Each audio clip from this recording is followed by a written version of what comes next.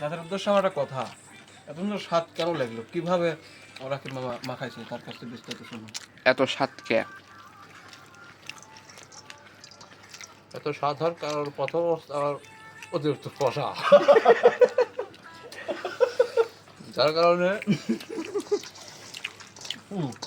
ওখানকার আরবি ভাষ কিভাবে এখানে আরবি ভাষ এখানে প্রয়োগ হয়েছে।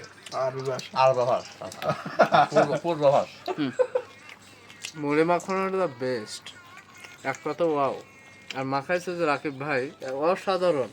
এর মনে হয় যে এর আগেও 100 বার মুড়ি মাখাইছে, এরকম স্বাদ লাগে নাই যেরকম আজকের মতন কোনোদিনও হয় নাই।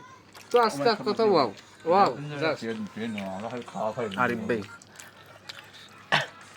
বলেন ভাই, বলতেই হবে, কোন বলতেই হবে। লজ্জা করে না কমন, আমার লজ্জা করে।